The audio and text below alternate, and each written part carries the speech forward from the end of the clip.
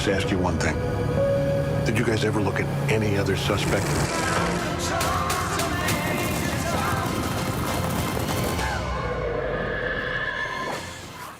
Hello and welcome to our film show here on Arts 24. We start this week with the winner of this year's Palmed'Or at the Cannes Film Festival. Anora, by American filmmaker Shawn Baker, is the story of a sex worker whose romance with an oligarch's son is rudely shattered by his family. Well, critic Emma Jones joins me to tell us more about the film. Hi, Emma. Hello. So this is a hugely anticipated release. Also the current favourite to win Best Picture at the Oscars early next year, although a lot can change between now and then. Emma, are you a fan of Anora? I am an Anora fan, and I feel that this is Shawn Baker's most sophisticated film so far. I guess in many ways, Anora might feel like a bit of a cheeky inverse to 1990s Pretty Woman, where, of course, famously, Julia Roberts plays a sex worker who is hired by Richard Gere's millionaire businessman character, and they get their happy ever after. Well, Anora in 2024 is a reverse fairy tale, so played brilliantly by 25-year-old Mikey Madison. Anora is a New York sex worker who's hired by a Russian oligarch's son for a week. OK, well, let's see a bit of the film and how the story of Anora unfolds. Like Cinderella. Yes, Cinderella. We are married. They're gonna have to accept that. Doesn't matter about anything, okay?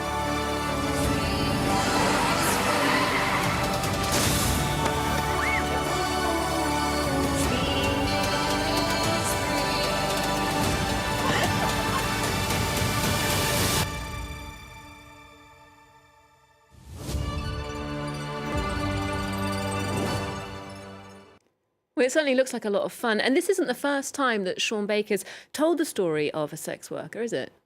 No, it isn't really at all. I mean, fans of Baker will already probably know the film Tangerine, cult classic status, made on an iPhone. Now, that features a transgender sex worker.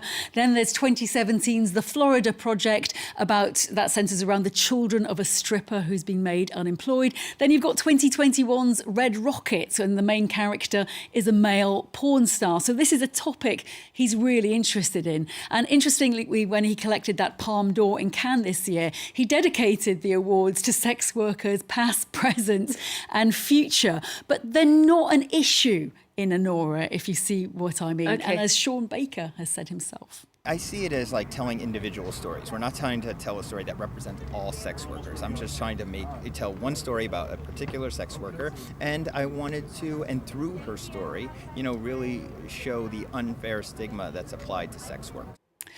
And it's true that this film really does centre around the fabulous character of Anora. And she's funny, she's vulnerable, she's foul-mouthed, she's sexy, she's physically comedic, depending upon the script. She's really brilliant, and it is Mikey Madison's film, there's no doubt about that. And hitherto, she's been a TV and supporting actress in film. Yeah, she's not very well known, is she? She did have a bit part, though, in Tarantino's Once Upon a Time in Hollywood. Nothing high profile, though. So it does sound like it was a worthy Palmed'Or winner and also deserving of all the hype, perhaps. Yes, I feel so. I'm a really big fan of the film, and I think it's really important to mention the cast. There's some great supporting performances from two Russian-born actors. That's Mark Eidelstein, who makes an oligarch's son, Ivan, a lot more likeable, and Yuri Borisov, who plays the bouncer, Igor. Now, film lovers should also appreciate that this movie was shot on film using vintage lenses.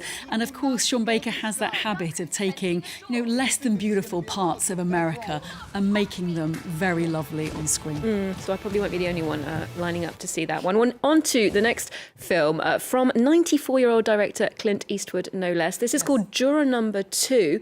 What did you make of this one? I feel like 1993 called, and it kind of wants its legal dramas back. Bit dated, perhaps. Yeah, Juror No. 2 felt to me in tone like a bit of a throwback to those John Grisham adaptations from the 90s, The Firm and A Time to Kill. And it does feel a bit dated, and that's despite a really great cast. So Nicholas Hoult is in the lead role. He plays a square-jawed family man, Justin, who's about to start a family with his wife when he's called on jury duty. Now, Toni Collette plays an ambitious prosecutor. And this is the first time that they've been reunited on screen since 2002's About a Boy. Of course. If you can cast your mind back. Yeah. So the murder trial starts, and on the first day, Justin realises that perhaps he's got a bit more to do with this case than he'd previously thought. OK, well, let's take a look at Juror number 2. Okay, what's the problem?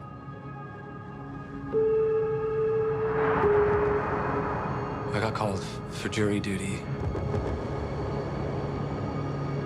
The Kendall Carter case. 1 year ago, on October 25th, the defendant, James Scythe, and his then girlfriend, Kendall Carter, they had a fight. And he's gonna pay for what he did.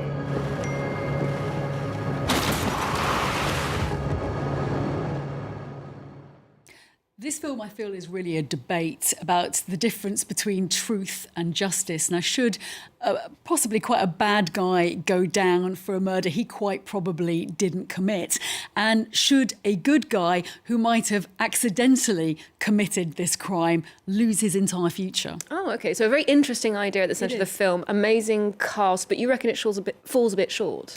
It does, and it is a great cast. Kiefer Sutherland is also in this film, as is J.K. Simmons. But in Kiefer's case particularly, he's sorely underutilised. But that, of course, might not matter to the cast. I mean, I'm sure that they really wanted to work with Clint Eastwood, as Nicholas Hoult has been explaining.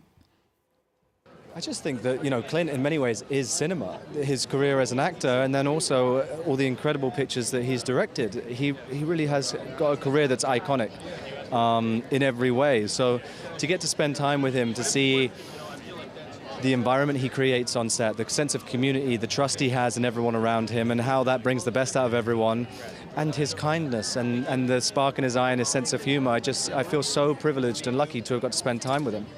You know, it's not a bad film, but this is not the cinema, of course, of the filmmaker who made $1 Million Baby. For example, it feels more like a film that's been made as a bit of a hobby. OK, well, onto something very different now. A superhero film that's had some very negative reviews, but also been very popular worldwide with fans. At the box office, it's made $175 million and counting. We're talking about Venom, The Last Dance, or Venom 3, the last in this trilogy. Did you like this one, Emma?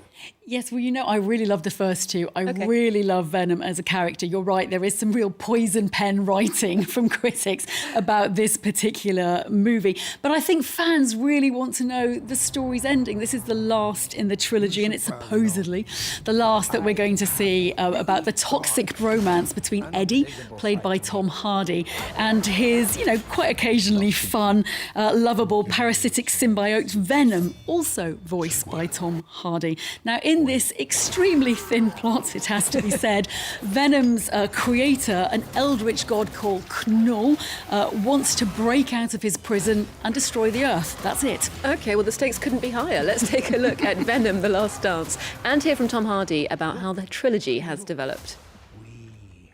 The exploration of that over 3 films has been a pleasure, First one, they got to meet each other and they're stuck together. Second one, they've had enough. They split up, but they get back together because they can't live without each other.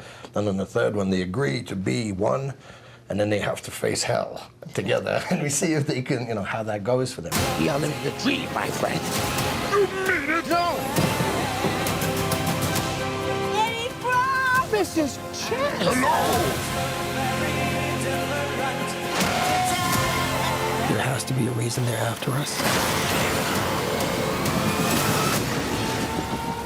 Eddie, my own, has found us. Jesus Christ! So what do you think, Emma? A fond farewell to Venom?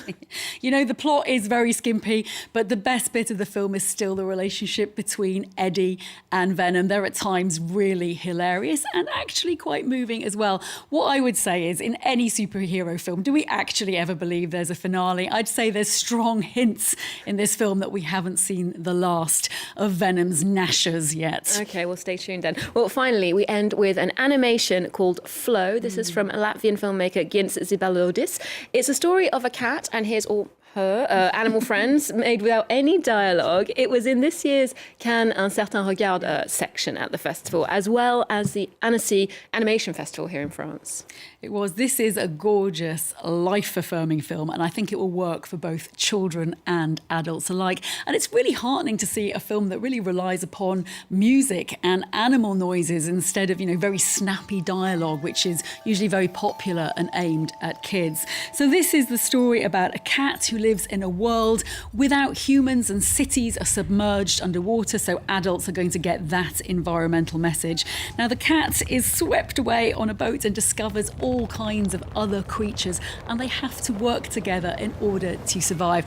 I love the characterization of some of the animals, particularly a golden retriever dog who's so kind and so helpful. Then there's a lemur who loves shiny things and hoards, but the animals are not given human characteristics. So there's a lot of lump in the throat moments as well as laugh out loud times in this film. This is a European animation. I'd love to see it being recognised and rewarded. Okay, well, maybe it will go on to win some prizes. Proof that non-human stories can be just as compelling. Thank you so much for that roundup this week, Emma. We'll leave you with a clip of that animal-themed animation Flow. Otherwise, do remember to check in with us here next time on Arts 24 and on our social media too. There's more news coming up just after this.